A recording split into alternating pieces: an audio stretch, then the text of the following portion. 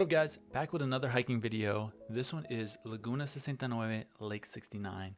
It is one of the most popular visited lagunas, lakes up in Huascaran National Park. A national park outside of Juarez and north of Lima. And it's one of the most popular hikes because the scenery you get, the mountains just coming out, some of the best scenery that you can see. The tallest mountains in Peru are right there on the trailhead when you're going up to the lake. And most take the day hike in, but I decided to do the 2-day hike. And instead of taking a right on the trailhead, I took a left, and it just leads you up to this refuge called Refuge Peru on the foothills of Pisco Mountain. The refuge sits at 15,000 feet above sea level, and it's about 150 soles, 40 USD to spend the night when I was there at the time. So what you get is a warm night stay, breakfast, and dinner. Dinner the night before, and then the warm night stay, and then breakfast the following morning as you continue your hike. If you're flying into Peru, you're most likely flying into Lima. You can catch a bus at the center bus station terminal thing, or go to Cruz del Sur. I highly recommend Cruz del Sur. I used it. It was a wonderful experience. I'd recommend booking in advance, and because they can sell out pretty quick. People are using the bus for a lot of mode of transportation. So once you're in Juarez, I recommend some hostels. There's several hostels like the Hostel Salina. There's Hostel Krusty that I stayed at.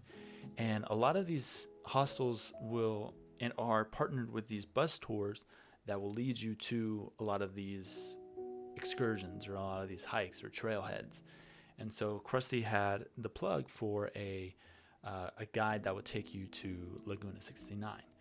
Now, it's really early. A lot of these tours, they start very early. They pick you up very early. You got to be at the door and pay in advance for it. So got a wake-up call like around 5:30, get my things together, head down to meet the bus at the door. They pick you up at your door and take you on, and they go around the town picking people up that already have this kind of reservation in advance. It is about a 2 to 3 hour bus ride, so be prepared for that because it's bumpy, it's long.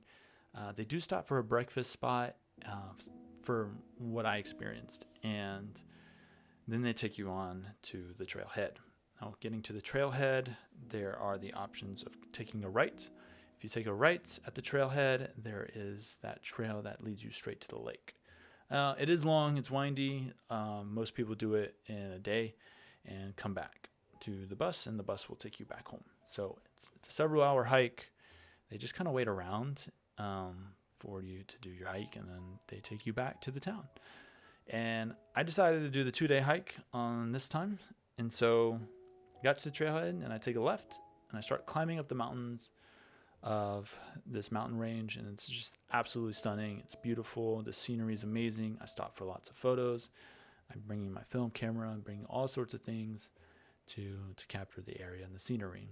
And so it's tough at first. It's a very gradual slope up and incline, and so you're constantly just moving up and up and up and up on this mountain to get to the refuge. The trailhead does begin at 12,900 feet, and to get to the refuge is an elevation gain of 2,300, just shy of 3 miles. And once you're at the refuge, there is a tenant with a few other young men. I didn't see any women that were working it, but they kind of just check you in. They prepare dinner for you, and they make sure you're all right, and you can just kind of like communicate with them. I, that night, was having a little trouble with the altitude. I wasn't used to sleeping at that altitude. And so Juarez is already pretty high, but this was much higher than I was ever accustomed to. I've only hiked Mount Whitney, which is shorter than this refuge was sitting at, which was crazy to me. When you get to the refuge, I do recommend that you carry enough soles with you. Do prepare that a lot of things are in cash, and so cash is king in a lot of these locations. And so having that and a little bit over, I would prepare for, just in case prices change, or they do have a menu and they do offer different variety of things that you might be like, hey, like I want to try a pizza tonight or something. I don't know if they have it available every night, but there was an extensive menu with different options that they could cook. And so that was really cool. I had their basic meal, and it was warm. It was nice. It was amazing. It was delicious. It's exactly what I needed after that long day of just waking up early, hiking up to the refuge, and spending the night there. I woke up before sunrise the following morning. A lot of like in and out of sleep, waking up, feeling a little nauseous, going back to sleep, and just drinking a lot of water. So I had to use the restroom a lot, but it was chill. Woke up really early, packed my things up, and as I went downstairs, they let me know about breakfast, and they prepared breakfast. I was the only one spending the night there, but I wasn't the only one having breakfast and dinner there. There was another group of people. They had their own base camp or tents a little bit below the refuge, to the side, and there's like this open field, and that's where I'm assuming a lot of people camp. But it was not as warm as the refuge, that's for sure. But yeah, I had breakfast, and that was amazing. It was good. They provide cocoa tea, and so that helps with the high altitude. And then I was on my way. The highest point on this hike was on the way to the lake was 15,969 feet above sea level. After you get to that point of the highest elevation, it's just all decline, and it's all going down, and then you head down to the lake. Once I got to the highest point, it was easy to just see the lake and just book it down and be one of the first people to be at the lake before all the touristy people on the bus were starting their morning hike to the lake. Once I got to the lake, I had about 30 minutes to myself there. Did a bit of self-reflection, did a little bit of reading, did a little bit of just scenery, watching and taking some photos. I flew my drone a little bit, and to get, the drone without loads of people in it. And then it's about a 5.5 mile hike back. And once more people were getting to the lake and it was just getting crowded and louder, I just decided it was time. I'd already been awake for so long and hiking. On the trailhead from the refuge to the lake, I was the only person, I believe, that was on that trail. So, because there wasn't anyone that morning that woke up and was like, yeah, I'm going to hit that trail too. Cool to accompany you. None of that. And there wasn't anybody coming from the lake to the refuge. So I was on my own.